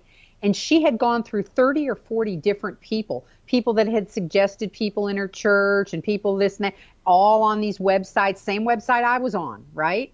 Looking for these people, and it didn't feel right, and it didn't feel right, and it didn't feel right. And then you and I have this private session, and then you tell me, set the intention, ask what you want. And I was up in the website, and I was just getting very, very clear of what I wanted. And I mean, very specifically, I want somebody that appreciates cats because I'm a crazy cat lady and I rescue cats. I want somebody who understands my value and my worth, because the last family, I really don't think they did. So mm, there, and this is how my soul is growing. mm, mm, So this time I want to create somebody that appreciates me. I want somebody who understands, um, that I'm being myself, and that I have love from my heart, and that, whatever. And then the next thing I know, I'm about ready to go and upgrade myself on this website, when all of a sudden I get this message from this woman, right? And she read my thing, and she goes, well, I'm a crazy cat lady. I have 9 cats. And I was just like, what? And my mom has Lewy body dementia, and I just feel that the Lord, this is what she's saying, that the Lord has made this happen, and I really think we should meet. And I mean, I was just like, what the hell just happened? So on an I think on a subconscious level, her soul and my soul connected, even with her dogma, Mm, that there was this unconscious connection mm, because it happened precisely in that moment. It mm. was just this synchronicity, and she and I talked about, and she just knew that I was the right one. And I just knew she was the right one. And like 24 hours later, I'm at her house and her mom falls madly in love with me, and then next thing you know, oh man, it was just, that's how it was. Yeah, But I do believe that her soul really wanted to open up, that we co-created this dance yeah, on this level for both of us yeah, to uplift and grow. yeah, And it was absolutely amazing. And let me tell you, I got bonuses, I got appreciation, I got so many things from her. I helped her in so many ways, and she helped me in so many ways. And today, I haven't been over there since her mom passed away, just been so busy. She texted me today and she said, look what my husband brought home. And it was a little kitten. And immediately I see her mama because she's grieving. She mm, lost her mama. mm, And I see her mama. And I finally went out today and I got her a card, and I wrote in the card and I said, I hope that the peace that your mom has where she is right now comes back to you in the way of this cat, this little kitten, and that you feel it was her gift. In other words, it was like Della saying that this is a gift so that you can have some joy, because kittens are so cute, yeah, you know, with this animal. And I put it in this card, and I can hear her. She showed me the video. I can feel her heart opening up after all this sadness that she's gone through. mm, So it's so beautiful, mm, and so many other things have come up to share with her somewhere down the line. Like I'm writing like mad of all these things. She's not ready to hear them right now, mm. And she even said to me the other day, she goes, because her sister's far away and they're going through issues with, our sister did not come to be with her mother for the death. And I shared with her the story of how I wasn't there with my mom, Oh, and how right. everybody, isn't that cool? And how Way everybody's on cool. their own process and not to judge it. And then I shared with her from my heart what happened with my mom. And I said, she has got to answer to herself. And maybe perhaps when you come together, when you go to Ohio for the funeral, you'll be able to comfort her, because she's full of guilt right now that she Yeah, couldn't be. yeah. And so you will be able to be her sister, and then I told her, I said, I always wanted a sister. She goes, you want to be my sister? And then we hugged each other. So, I'm like, I've been here 5 years. I felt like I don't have any friends. I mean, I'm being raised by feral cats. Okay. Yeah, I'll be your sister. Of course I will. So there's more, there will be an ongoing thing. And it's just so awesome to me to see how people that even have a God conventional Christian background opening up in ways. People are waking up, George. I'm so excited. They are, They're waking. and like I'm saying, a lot of them, they're very, they're just normal people, but all they've done is they got caught up in this mind controlling dogma that they have to attribute everything that we're talking about to one entity, to one conscious being, and it's all because of that being. I mean, it's just an insane concept of the most extreme egoism that can ever exist in our universe. And, Mm. uh, you know, excuse me, we're able to identify it because we've done it. We've been it. We know what it's like to feed off everybody. That's why I make sure that my work's not a cult of personality. And I piss people off because I don't want it to be a cult of personality. And you'd be surprised how many people want to give their power away. Yeah, And yeah. and people love Oh me yeah. because they just love me because I'm just George. That's They it. just That's it. and we get on well because we're friends and we got this old soul family and ancient friendships. But I'm not. I don't want to be put up on a pedestal. I'm not interested. So this whole thing about it's the Lord and the Lord made it happen, and it's all it's all that, and but how people feel the flow and the synchronicity and the creative process they're very similar to us. They see what we see, they experience what we see. They do have some sense of multidimensionality. And you'd be surprised when you sit down with, a kind-hearted, open-minded Christian who's not a militant one, right? A non-fanatical Christian, just a normal one, that we are very similar in, and there's a mutual love, honor, and respect. Yeah. Absolutely, totally agree. And I mean, being able to be yourself, like for me, and I've had conversations with Christians about, my what is my truth as opposed to what is their belief. And I'm like, look, I'm not Willy Wonka and I'm not here to sugarcoat shit. I'm just going to say my truth, whether you believe it. It's up to you to look at it and investigate it, whatever is your truth, but I'm going to be me. And I'm not here to win friends and gain popularity. I'm here to expose some bad stuff that's happening so that you understand who you really are. And that is it. And so, but everybody's on their own journey and they have their own process. And what I'm learning is it's a dance. It's that whole alchemy. It's like, okay, you say how you're going to say it, and then I'm going to say it how I'm going to say it. And then we meet somewhere in the middle. And I'm throwing different terms at it, like she said, the Lord, because she said that one day, she goes, the Lord told me to give you some seed money. And I had said something to her on a soulful level while we were in a restaurant having lunch, me and her mom, and we were just sitting around, and I had said something, I can't even remember what it was, but it inspired, I say it hit her soul.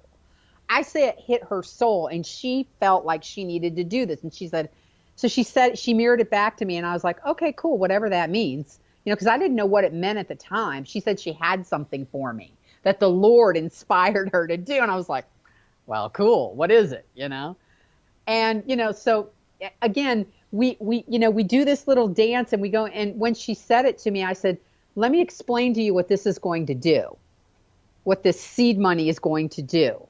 It's going to be able to help me wake up to my soul even further. And it's going to help me to help you if you want to wake up to your soul. How cool is that?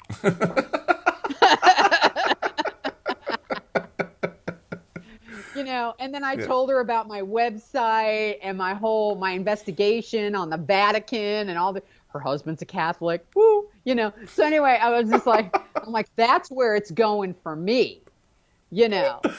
And I even wound up sending her when you were visiting your mom and you'd done the video in your car or something like that. I can't remember which one it was, but something. I was meditating one day on Big Mama, and it was just like something said, you need to send this particular video to Kathy. And so I sent it to her. I sent her one of your It videos. might have been the one about how we treat our elderly. It might have been, probably. Yeah, because I think it had to do with your mom. Yeah. Yeah. And that was pretty awful. That was an experience and a half for me to walk through the corridors of these nursing homes and see what's happening to our elderly and how they're being treated. And, that notion, that idea of the religion of scientism, that people must be kept alive at all costs. Oh, yeah. Yeah.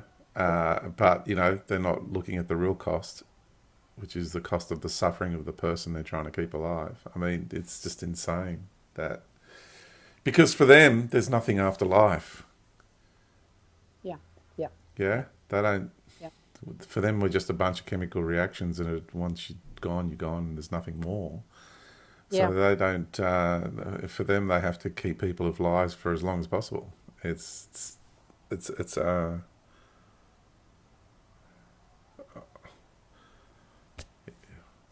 form of insanity. Absolutely. And they're laying there like this, and they've got these glassy eyes, and they're drugged, and they're catatonic, and they're just staring into nothing, and that's their existence. And they've got to be rolled over for bed sores, and they soil themselves, and and you walk through these corridors, and it smells, and it's the spirit energy there is so dark and heavy, and it was a horrendous experience. And it was a massive wake-up call that this is what we're doing to our elderly, to the wisdom keepers of our society, of our people. It is... Oh, I Yeah, totally agree. I totally agree with you. And I have, kind of leaves you me know, I speechless, you know. yeah. Yeah, I don't like working in nursing homes anymore. And when I work with individuals, because I'm up on a website, a care website where I'm an independent contractor. But what's interesting is some people in the medical community, like the nurses and the hospice people or whatever, they have a caring heart. You can feel it, but it's also backed up by layers of imposition, if you will. It's backed up by, okay, this is the protocol and this is what we have to do. We want to catheterize this woman. Why? Why do we need to catheterize her? Can't we put her in a diaper? We've got 24-hour care. Can't we take? Well, because it would be easier for them. Mm, Well, why don't we start administering medication right now? We don't need to administer medication right now. She's not in any pain. mm, And this is how I'm advocating and fighting for these clients. And fortunately, my client Kathy, her husband, she was with him with his death process. And so she went through a whole bunch of stuff. So we were on the same page about over medicating, mm. catheterizing, causing extra pain Yeah, on the client when they're already going through their shit, yeah, exactly. you know? And then these people that come and they're in authority, they're nurses and they're doctors and they know better. You know what? This is my family member. No, we're not catheterizing. Mm, Or no, we're not giving this medication. And I truly believe, because she and I were on that same level, that we were able to help her mother transition out more peacefully. Whereas with the last one, because she was a doctor, every medical, she had to be catheterized. She had to do this. She had to do that. The whole 9 yards. Mm-mm. No, no. It really does. It makes, and for me, when we had caregivers that were supposed to show up and they didn't even bother to call or whatever, it made me really angry. I had to look at that. I wanted to write, and I think I'm going to write a letter and say, where, because Kathy had said something to me the other day. She goes, "Where's the caregiver? Where's the care and caregiver?" And I'm like, what a great title. Where's the care in caregiving? mm-hmm, You know, mm-hmm. like to call out these people, because this is not just a job, taking care of our elderly. You Mm, know, exactly. these people that have wisdom, that are in pain. It could be your mama someday. It could be your grandmama someday. If you come into this work, be respectful, understand what it means, because it's not just a job. Mm. It's something from your heart. That's, at least that's what it was for me coming in. And you see all these people all the time. It means nothing to them. They don't care. Um, yeah, and I came across a lot of people who do care, and they have to switch off, otherwise they will go home each night being totally chewed up by so many emotions and energies, because they've got to deal with so much, and they're caught in the middle because they do care, but like you said, that behind them is a system that is a system with no Yep. feelings, care, or empathy or compassion. Yep. Yep. Um, so uh, when I said that about the corridors, there was only some nursing homes that were like that. There was other Mhm. ones that were Oh yeah. fantastic and Yeah. Yeah. really good people. You get each person gets their own room, lots of activities, um, Yep. and they really care for the people. They really genuinely care.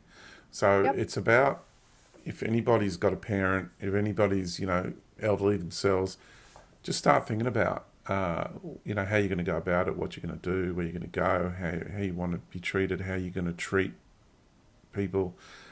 Part of me, why I'm doing all this too, is because my sister's been my mum's full time carer, and so I've got I think a little bit of guilt because I'm not always there for my mum going on. And I'm me talking about this is helping with me with my healing process, and but it was really lovely to be there for my mum. Like I go and visit my mum regularly, but I'm not there all the time. And Mm. my sister had to go visit her son overseas, and that's when mum fell ill. So I had to go down and take care of it all. And it's been I got kind of like thrown in the deep end of it, and it's hard, when you've got your mother that you've always thought of in a particular way, and next thing you're changing a soiled nappy, Yeah. and you have to get in there and do it, and it's confronting. and it's a challenging thing. So, but hey, how often did she change my nappy and wipe my bum, right? Exactly. And it gave you a new perspective, and I'm sure a deep admiration and affection for your sister, who's been the primary caregiver, Absolutely, you know? absolutely, Yeah. no doubt about But that. you know, guilt doesn't really serve. I mean, I've learned that the hard way, and I learned that when my mom, the guilt that I went through, and the place that it took me to, you know. And I mean, looking in the grand scheme of things, I would say on a multidimensional level, your mama knows you came here to do a great work. I know that she knows that, And you subconsciously, I know. know my sister did Yeah, too, because the way yeah, all the yeah, events played yeah, out, that she ended up being Bum's carer, freed mm, me up so then I can do this yeah, work and yeah, serve my community the way I want to. Sorry, absolutely. contribute. I don't want to live a life of servitude. I want to live a life of contribution. So I'm contributing to my, excuse me, to your growth, to your and to my community in a way that, and it's all just so beautifully perfect and balanced, and I see that. But you know that what just happened with my mum was a great leveler for me, an incredibly humbling experience, and I got to really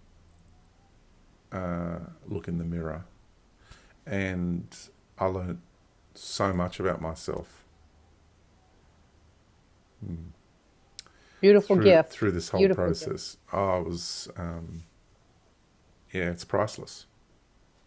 Yeah, beautiful gift. You know, I have two brothers who are still into the conventional Christian thing, and my eldest brother, who's in his early 70s, he lives about 5 or 6 hours down the road. He's been dabbling with some bouts of cancer, and my younger brother, who's in Michigan, they're kind of tight. You know, we're kind of not. I don't know what it is, but anyway, my brother is. Since my mom died, our relationship has, you know, gotten closer. You know, that happens sometimes when people, Mm. you know, your mom passes or somebody very close to you passes. But they know that I'm the woo woo chick, you know, and it's like you know my younger brother tried to push his shit on me, you know, and yet what was amazing is when he went through his divorce, there was nobody there he could talk to except for me, and that brought us closer together.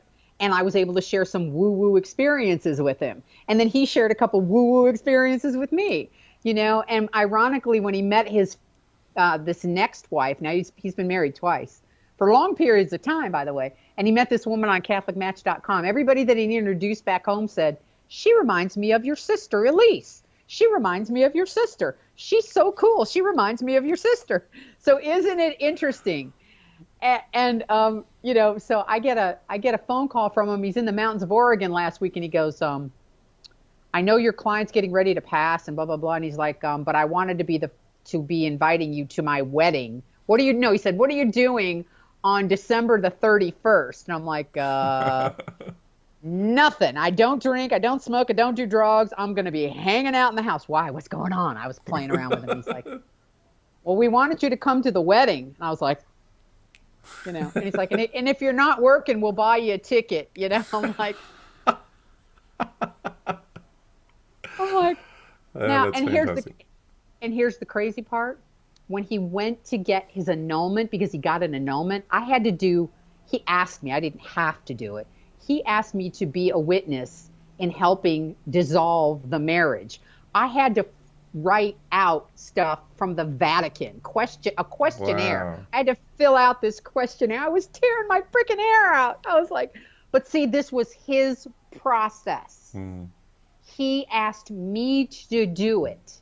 And believe it or not, in some sick, twisted way, it brought us closer. Mm. He knew that I didn't really want to do it. I know he knew I didn't want to do it, Yeah. you know, but I did it for him, you know, and I did it because I was respecting his process, Yeah.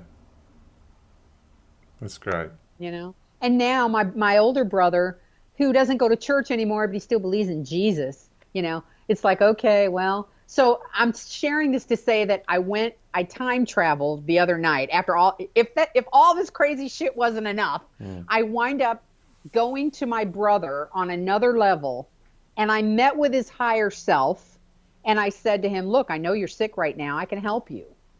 Right. And he's like, wow, that's really cool. I'm really glad you're here right now, but I'm not really sure about all this. I'm not really sure. And there was some distortion, Mm, you know, of his higher self and and then something happened and I woke right up and I was just like, whoa, what was that? mm, mm. So the big question remains, do I now in this timeline call him up and go, hey, why don't you let me come down and visit you, because I know there's some bad things that are happening with his cancer, and I've done some woo woo work with him, so it's like, I don't know what I'm gonna do. I'm just like, I don't know.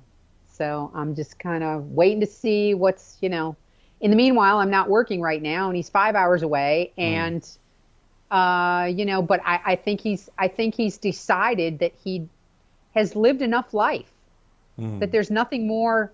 I think he's getting ready. Yeah, So right. there's really not going to be anything that I can do if he's made a decision to go. Yeah, that's right. Yeah, sometimes we just need to honour the person's journey. Well, I think that's what we should be doing every time, actually, just to honour someone else's journey.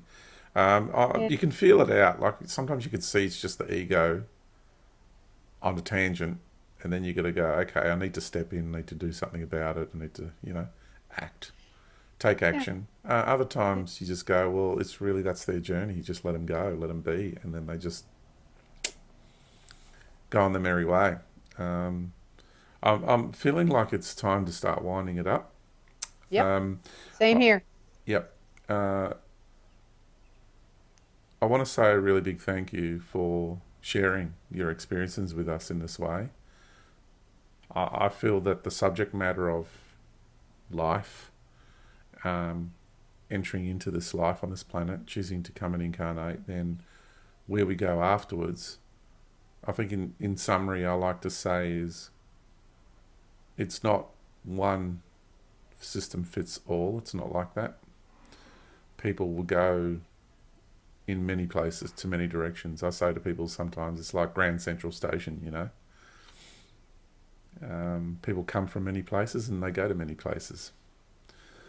Um, I think each individual's journey needs to be a case by case basis as to where they're going to go next. Uh, where I want to go is I want to experience my entire unity in this universe and be fully reconnected to my infinite nature beyond this universe. That's so I want to go home to my soul. That's what I want to do, and I feel I'm achieving a sense of completion in my journey through this grand cosmic arena. If I'm going to continue to participate in it in one form or another, I think it's going to be through that unity. I don't think it's any longer going to be through a lost, disconnected, unaware state that I've been in for eons of time. Yeah. And it feels good. That's where I'm going. That's where I'm going too. I keep telling everybody that this is my last incarnation in physical. I'm Mm, done. mm, I am wanting to connect with my soul and go home. mm. I so want to go home. And it's so great the times that we're living in. As tumultuous as they are, there's just this sense of peace from my heart that I Mm. know, I know we're here. And we got work to do. We got lots of work to do yet. We Yeah, but got a it's lot of fun. people to wake up. But Yeah. but it's fun, Yeah. and I've let go of worrying about it. Now I'm just flowing in it and allowing myself to just naturally unfold in this world. And it's taken so much pressure off. It's just like, you know, it's okay. Doing Just what you stop love and doing, worrying, yeah. George. Yeah. Doing Just your passion. You're doing it. Just do yep. it. I'm just Yeah. I'm enjoying it. I'm doing it, and Yeah. so I hope that whoever's watching this, whoever you're watching this, um, you get the opportunity to watch it and consider coming to Monterey. A lot of people are saying to me, I don't know why, I just have to be there.